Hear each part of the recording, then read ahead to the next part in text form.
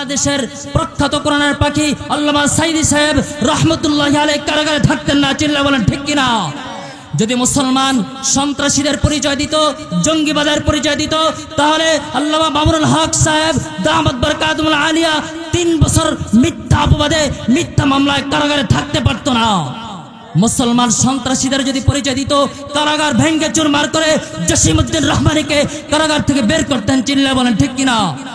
বাংলাদেশের লাখ কোটি মুসলমানদের জনপ্রিয়তা, মুসলমানদের অন্তরের মধ্যে রয়েছে শুধুমাত্র ইসলাম, আল্লাহর প্রেম, রাসূলের প্রেম। চিল্লা বলেন ঠিক কিনা? আজ থেকে স্লোগান জয় বাংলার স্লোগান হবে না, আজ থেকে বাংলার জমিনের স্লোগান হবে নারায়ে তাকবীর, আল্লাহু আকবার। জোরে বলেন নারায়ে তাকবীর। এই বাংলার জমিন,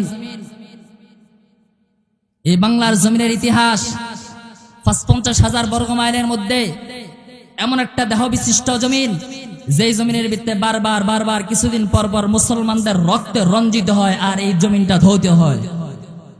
৭১ মুসলমানদের রক্তে রঞ্জিত হয়ে বাংলার জমিন ধৌত হয়েছে। এমন করে করে জুলাইয়ের বিপ্লব মুসলমানদের এই রক্তের দ্বারা বাংলার জমিন ধৌত হয়েছে। সুতরাং এই পবিত্র জমিনের মধ্যে কোন ব্যক্তি যদি আল্লাহর রাসূলকে নিয়ে কটূক্তি করে, তার জিহ্বা টেনে ছিঁড়ে ফেলা হবে। মুসলমান স্পষ্ট জাতি পৃথিবীর যে কোনো প্রান্তেই যদি কোনো শ্বেত কুকুর কিংবা কৃষ্ণাঙ্গ শুকর আমার রাসূল সাল্লাল্লাহু আলাইহি সাল্লামকে নিয়ে বাজে মন্তব্য করে, তার জিহ্বা টেনে ছিঁড়ে ফেলা হবে। চিল্লা বলেন ঠিক কিনা? তার গর্দানকে উপড়ে ফেলা হবে। মুসলমান ইমানদার কোন পার্লামেন্টে যদি আমার রাসূলের বিরুদ্ধাচরণ করা হয়, ওই পার্লামেন্টকে পুড়িয়ে দেওয়া হবে।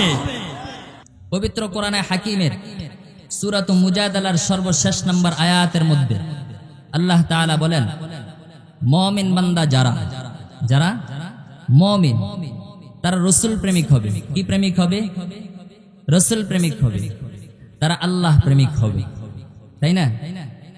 লা তাজিদু কওমান ইউমিনুনা বিল্লাহি ওয়াল ইয়াউমিল আখির ইউআদুনা মান হাদাল্লাহা ওয়া রাসূলাহু ওয়ালাউ কানু আবাআহুম আও আবনাআহুম আও ইখওয়ানাহুম আও আশিরাতাহুম।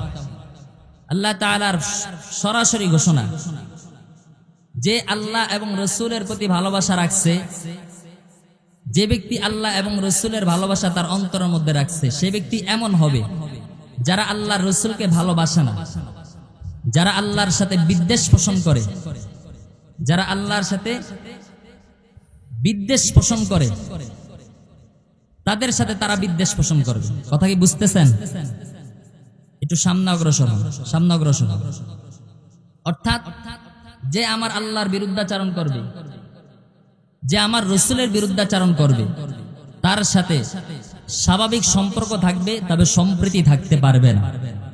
আল্লাহর কোরআনের আয়াতের মধ্যে বলেন, ওয়ালাউ কানু আবাআহুম, চাই সে তোমার সন্তান হোক, আও আবনাআহুম, তোমার পিতা হোক, তোমার সন্তান হোক, ইখওয়ানাহুম, তোমার ভাই হোক, আও আশিরাতাহুম, অথবা তোমার নিকটস্থ আত্মীয় স্বজন হোক, তার সাথে সম্পর্ক রাখা যাবে না। আমার কথা বুঝতেছেন? আল্লাহ এবং রাসূলের বিরুদ্ধাচরণ যারা করবে, তাদের সাথে কোনো সম্পর্ক রাখা যাবে না। এখন এই কথা বলতে গেলে অনেক ব্যক্তিবর্গরা বলে যে হুজুর, আপনারা তো সাম্প্রদায়িক সম্প্রীতির জায়গায় সাম্প্রদায়িক সংঘাত, দাঙ্গামা হাঙ্গামা চালু করে দিচ্ছেন।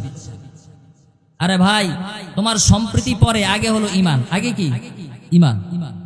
আল্লাহ তাআলা আল্লাহর রাসূলকে বলেন, হে নবী আপনি বলে দেন, কুল ইয়া আইয়ুহাল কাফিরুন, সমস্ত কাফেরদেরকে আপনি জানায়া দেন, হে কাফেররা শোনো, লা আ'বুদু মা তা'বুদুন, তোমরা যার ইবাদত করো তার ইবাদত আমি করি না, আমি যার ইবাদত করি তোমরা তার ইবাদত করো না। চিল্লা বলেন ঠিক কিনা? যেখানে ইসলাম আছে সেখানে আমরা আছি, আমাদের সাথে তোমাদের সম্পর্ক থাকবে।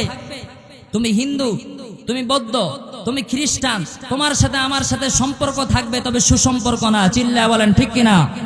এই বাংলার জমিন 95% মুসলমানদের দেশে, পবিত্র ভূমি বাংলার জমিনে, আউলিয়াদের দেশে, নবী প্রেমিকদের দেশে।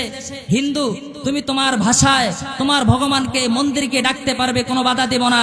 তবে যখনই তুমি আমার কোনো মুসলমান ভাইদের বিরুদ্ধে স্লোগান দেবে, তখনই তোমার কণ্ঠ চেপে কণ্ঠকে স্তব্ধ করে দেব। চিল্লা বলেন ঠিক কিনা? হে খ্রিস্টান ভাই, আমি তোমাকে কোনো বাধা দিব না, তোমার ভাষায় তোমার ঈশ্বরকে তুমি ডাকবে, কোনো বাধা হবে না। তোমার সাথে আমার সম্পর্ক থাকবে সম্প্রীতি সুসম্পর্ক থাকতে পারে না, কেননা তুমি আমার আল্লাহকে ছাড়া গায়রুল্লাহকে ইবাদত করো, গায়রুল্লাহর পূজা করো।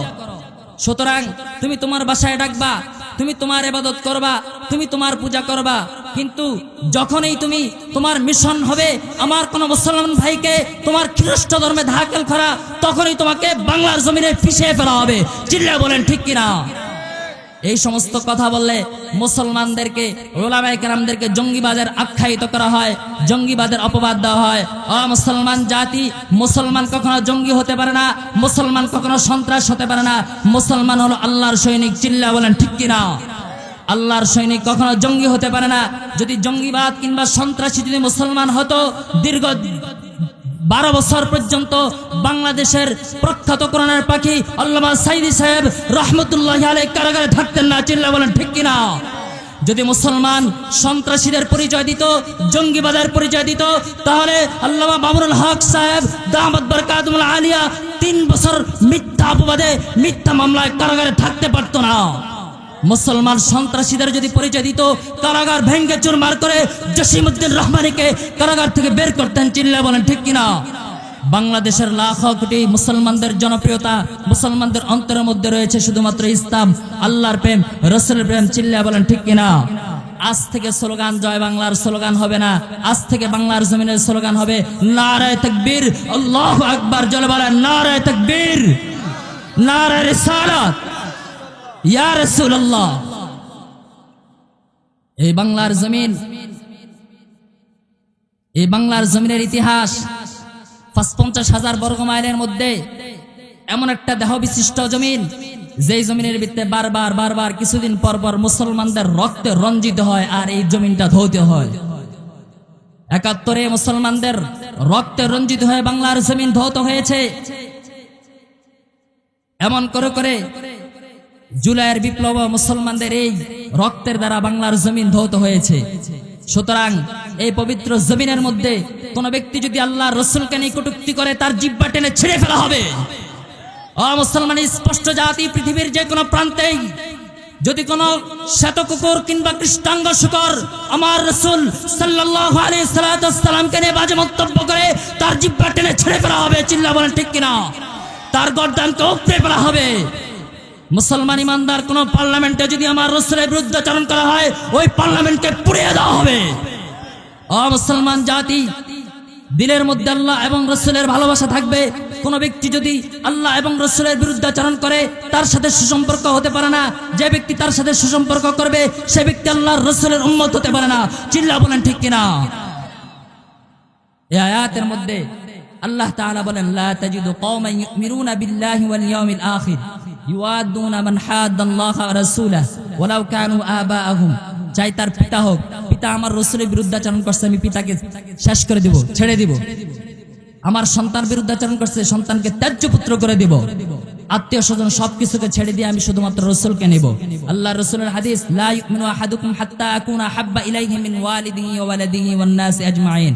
তোমার দিলের মধ্যে পুরো পৃথিবীর মানুষের থেকে রাসূলের ভালোবাসা থাকতে হবে বেশি, তখনই তুমি ঈমানদার হতে পারবা, মুমিন হতে পারবা।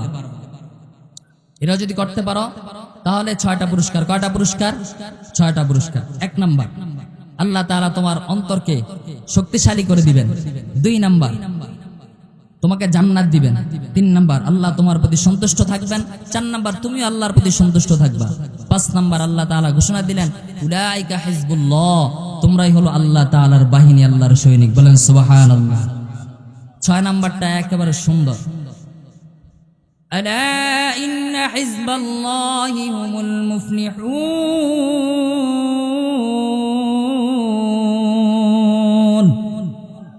মহান রব্বে কারীম বলেন, কিয়ামতের ময়দানে আমার যে সমস্ত মুমিন বান্দা আছে, যারা আমার দল, যারা আমার বাহিনী, তারা হলো সফল কাম। কিয়ামতের ময়দানে আমি এবং আমার বন্ধু আমার রাসূল সাল্লাল্লাহু আলাইহি ওয়াসাল্লাম তাদেরকে জান্নাতে দিয়ে দেব। সুবহানাল্লাহ। যতটুকু আলোচনা করলাম, আল্লাহ পাক রব্বুল আলামিন আমাদের সকলকে রাসূলের প্রেম ভালোবাসা নিয়ে যেন মৃত্যুবরণ করতে পারি সেই তৌফিক দান করেন। বলেন আমিন। আসসালামু আলাইকুম ওয়া রাহমাতুল্লাহি ওয়া বারাকাতুহু।